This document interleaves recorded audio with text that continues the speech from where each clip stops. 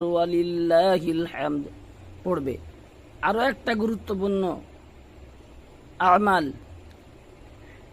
৯ জিলহজ আরাফার দিন, এই দিন রোজা রাখা অনেক গুরুত্বপূর্ণ।